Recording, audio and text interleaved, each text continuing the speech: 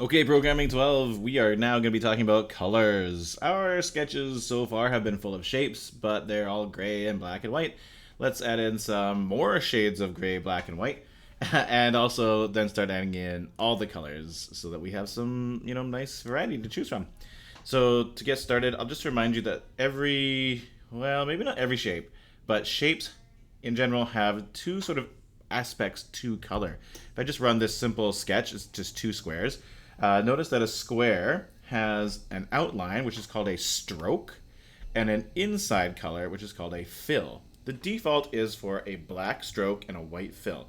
You don't have to do anything to make that happen. That's default, and sometimes that's all you need. However, if you want to change that, then you can change the color of the stroke and fill that processing will use. When you do that, it'll change it for everything that follows those function calls. So if you say, hey, now the fill color is green and the stroke color is white, then it will keep doing that for every shape you program beyond. So I'll give you an example. So let's do some colors. So the functions are fill to change the fill color and stroke to change the stroke color. Now there's some information here about what numbers go here, so we'll have to talk about that a bit. But we'll start off with just putting a number in here. If you put a single number, it can go from 0 to 255, and that number represents a shade of gray. We joked last year, how many shades of gray are there? Not 50 shades of gray, there's 256 shades of gray, 0 to 255. So 0 represents black. So if I put this command in here, fill 0, then the fill color for everything afterwards will change to black. So I have black squares. If I was to change this to, say, 100, it's between 0 and 255, right? But closer to 0, so it'll be like a darker kind of gray. And you can just kind of play with numbers. Like 255 is like all the way on the other side of the spectrum, so it's white. So that's how that works. So that's lovely. Notice that both of them get changed. So if I want to have, say, a black rectangle on the top and maybe a gray rectangle on the bottom, how do I do that? Well, I can just use another fill function. I can just say fill here. So it'll fill 0 and apply that to the square, but then it will change here. So I can say fill 100, and then this one will apply to that square. So we can apply different colors. There's also the stroke. So I can say stroke, and I can say 255. So I can make the line say white on the outside. So now you can see it's got a white stroke. And the same rules apply here. You can say, 0 is black, 255 is white, anything in between is a shade of gray. It's kind of hard to see those strokes, so we also learned there was something called stroke weight. Note the capital W in that. That can mess you up. And if I say stroke weight 5 represents the number of pixels. So like based on a coordinate system, that's based on pixels. So 5, you'll see what it looks like. There it is. That's how big 5 pixels is. And you can change it to whatever number you want. You could say, 100 would be kind of ridiculous, but it'll just kind of grow around the lines and it kind of obliterates everything. So you can adjust your stroke to whatever number you think is appropriate. So that's shades of gray, and those are useful. What about colors? So there's a number of ways you can do color. The basic way that we learned last year was we can change, instead of using one number in the stroke and fill functions, we can instead supply 3 numbers. And the 3 numbers represent red, green, and blue value. So for example, let's just focus on the top square here. So this square, we want to fill it with red, let's say. So we can give it 3 numbers. And if I give them all the same number, it's just the same as a shade of gray. If each number is the same, then it's just, this is still black. But now this represents how much red, green, and blue you are using to produce the color. In mixing colors with light, red, green, and blue are the primary colors. In paint, if any one of you is a visual artist, you know that's not true. It's like red, blue, and yellow are the primary colors with like physical pigments and stuff in paint. But with light, it's red, green, blue. So you can make any color by just combining different amounts. So for example, I could make red. I'll just crank up the red. I'll just put 255 for the red value, and you'll see we get red. And if I was to crank up the green value, you get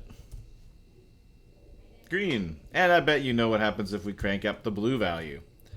Of course, you don't have to give it 255. You can give it some, like, subtle number in between.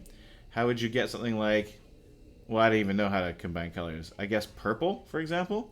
Well, you could put red and green, red and blue together, and then you'll get purple. Well, so I guess that's kind of pink. You can kind of adjust the numbers as you see fit. So if I only put in 100 blue, I'll get more of a reddish tint to it. Like the red will win over more, and I'll go into a fuchsia, apparently. Now, you're not expected to just mix these colors manually by yourself. There's a number of ways to look these up. So you can go to Tools, and there's a Color Selector. So you can just like surf through, like say I wanted to get like a darker purple. I can just surf over to this, and like right here, see where it says RGB? The 158 to 206. These numbers right here where I'm gesturing with my mouse, those are the values to give me that exact color. So if I go 158 to 206.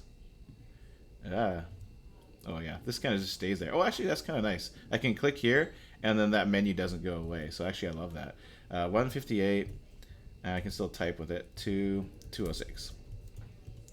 Great. So now I will close that and run, and we'll see.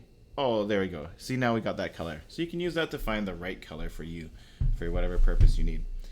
Also, in addition to these three numbers or three arguments, you can also give it a hex color code, which is basically encoding the same red, green, blue information, but is in one single argument, which has a little hashtag on the front of it. This notation comes from CSS and HTML, like web design. Actually, there might be things that predate web design, but that's where I've seen it the most. And a lot of people use that notation for color. So we can just grab a single hashtag color code and go from there. You can actually get that from the color selector. So if you want, like say we want this green, you could type in these three numbers, but also see how there's this hashtag value here? It's got some letters and numbers. You can stick that in there instead. So it'll give us that kind of green color. We'll close it and we'll run it. We'll see we'll get that same green going on here. And what's nice about the hashtag is that if you're using other resources, they often will give the hashtag or the hex color code. It's called hex as in hexadecimal, which is what these numbers are written in instead of decimal numbers. And for example, we discovered last year, I forget who it was who recommended this website. If it was you, shout your name out in class. Remind me who you are. It was coolers.co. coolors.co. It is a really fun website that kind of lets you explore awesome color palettes. It's really nice if you are not a visual artist, or even if you are a visual artist, but especially if you're not a visual artist and you don't know how to mix colors together to make something pretty. And if you are a visual artist, then you'll just get inspired by these things too. Oh, there's so many beautiful ones. I just go to the trending palette sometimes, but there's all these tools you can use to generate palettes or to pick colors out of an image to make a palette from a picture. All sorts of things. Here, just explore the trending palettes. This hasn't changed. Like I haven't seen this change at all since you showed me it works. So I'm not sure what's going on, but I don't care because a lot of these are just awesome anyways.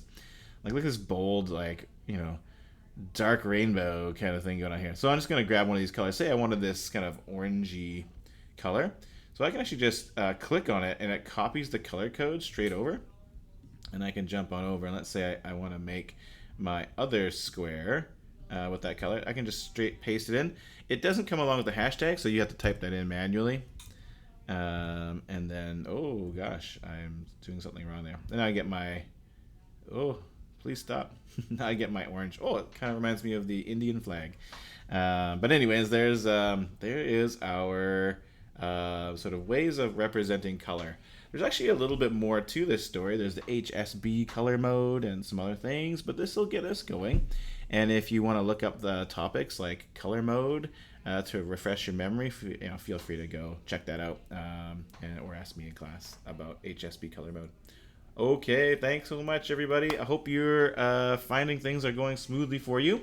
I think I just got one more lesson, and then we're actually going to do an activity together. So check out that next lesson, a very important lesson, and then we'll get started on our activity. Okay, thanks everybody.